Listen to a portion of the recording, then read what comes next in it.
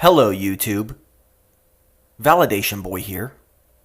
I'm letting you all know in advance that this video will probably be extremely unpopular.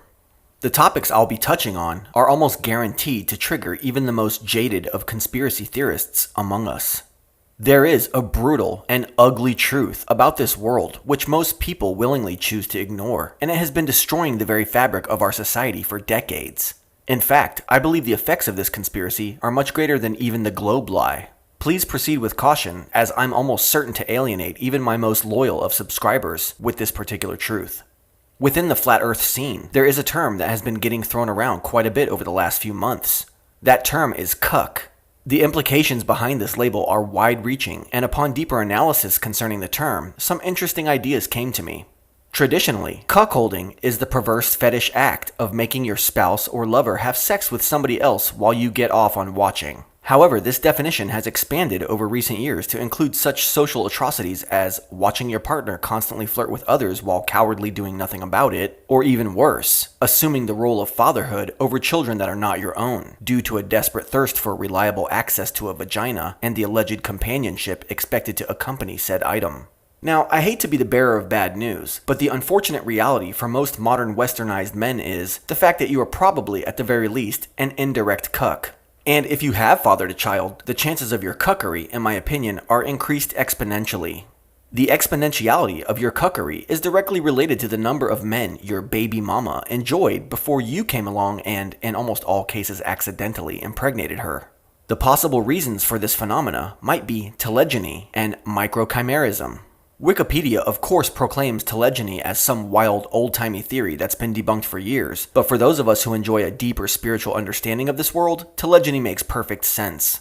Just think of all the times you've heard a mother baffled as her child displays behavioral, sometimes even physical characteristics that can only be attributed to an ex-lover, despite her never having procreated with that individual. As we've seen in recent scientific experiments, some females have been found to absorb and retain the DNA of former male sex partners within their brain tissue. Similarly, microchimerism is a phenomenon whereby stem cells of a male can penetrate reproductive organs in the female, leaving behind materials which could possibly contribute to the genetic makeup of future offspring, regardless of whoever the main or most recent sperm donor may be. So in reality, it's starting to look as though we can thank the modern leftist ideals of female over-empowerment and the liberation of the so-called sexual revolution for creating a race of full-blown Freddy Kruegers. Research his birth origins if you want to know what I'm really getting at when I say this. Given the seemingly inherent manifestation of sociopathy observed within the behaviors of our society's youngest generations, you'll probably find it very difficult to dispute my assertions. So, who exactly is to blame for all of this subhuman transmogrification, these results of the bukkake madness that is the modern dating scene? Is it the women who hop from resource provider to resource provider, always looking to trade up in their desperate attempts to satiate their biological predisposition to nest and to hoard? Or is it the men, blinded by lust, moving through life with tunnel vision, driven by the mythical notion of the prospect of a never-ending line of sexual conquests? I would suggest neither. I would suggest that we are all victims of indoctrination. We all know that sex does indeed sell, but the real question is, what exactly have we been sold? Sadly, the cold realization that most, if not all of you listening to this should be having, is that you were nothing more than your mother's meal ticket.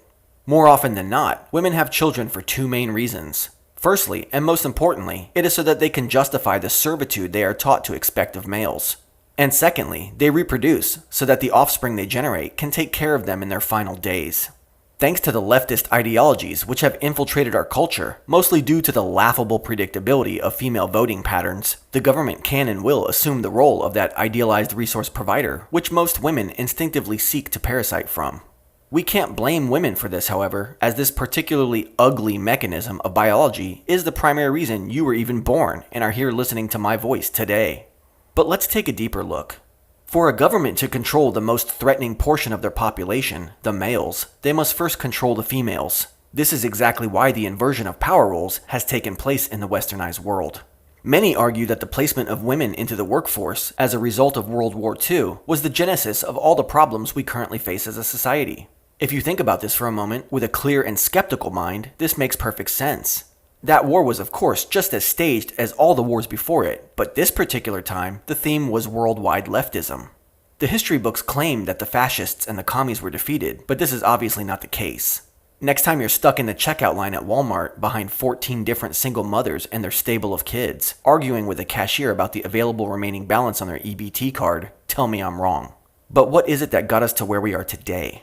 Could it be the fact that with a workforce doubled in size, the value of each individual employee has been drastically diluted? Or could the fact that women are doled out college grants like they're going out of style, while men struggle to get the same treatment, have anything to do with this?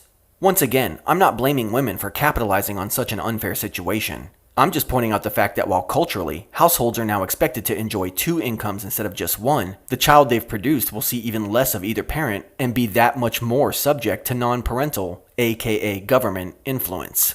And even more importantly, confusing the 2 distinctly effective and important roles of hunter and gatherer within a given household, both sexes have become increasingly frustrated and unsatisfied with their lives. Men feel emasculated, while women are forced to assume roles they more often than not may want nothing to do with. This results in infidelity, widespread divorce, and subsequently, outright cuckolding. This is what the progressivist vision of worldwide leftism has done to us. As some of you may know, the emasculation and demoralization brought upon Western males via post-World War II culture has resulted in a movement known as MGTOW, or men going their own way. It is common knowledge that our judicial system heavily favors females. Men lose most divorce custody battles. Men are much more likely to lose most of their property in any given divorce case. Because women are taught from a very young age to constantly look for a better resource provider, approximately 70% of modern divorces are initiated by females. Men are wisening up to the unfairness of this situation and are now vowing to never tie the knot or even have kids anymore. And why should they? After all, a marriage contract is between a man and the state, not between a man and his wife. If you don't believe me, please just go and do the research. Until society returns to a more reasonable and logical order, there's literally almost zero incentive for men to fall prey to such insane injustices. Unfortunately, the perpetuation of such a movement does have some very dark potentialities. For one, mass extinction of the human race. But such alarmist concerns can easily be debunked. Eastern cultures are still largely operating under highly functioning traditional social orders, so there's probably not going to be a shortage of new pregnancies in the world anytime soon. It's just that the babies being born moving forward might not be Western babies. And this is precisely where the larger conspiracy may lie. It could be argued that the leftist social engineers of the New World Order are hoping this is exactly what happens, seeing as how typically the Eastern populations of the world are already acclimated to authoritarian social structures and are historically far less educated than Western populations, thus making them far easier to lord over. For any women or even cuck-minded men out there who will predictably attempt to shame me for my decision to stay devoted to a woman who thinks the way I do, instead of providing an essentially unwanted nest egg for some random monstrous parasite to dangle over my head, I'd like to enlighten you on some facts you may be unaware of. There's really not much validity in the notion of genetic legacy. Think about this. If you have a child, only 50% of that child has your genes. Their child has only 25% of your genes. And their child has only 12.5% of your genes, and so on. Within a handful of generations, there's almost nothing left of you anyways. As far as I'm concerned, y'all can have fun popping out your ugly little mini-me's for the sake of your own pathetic egos. You know, just selfishly keep on disregarding what a steaming pile of shit that this world already is, and go ahead and subject yet another innocent being to it all. I'm sure they'll have nothing but the utmost appreciation for your actions while they rot to death in the concentration camps of our highly probable dystopian future. As always, much love, much respect, and thanks for watching.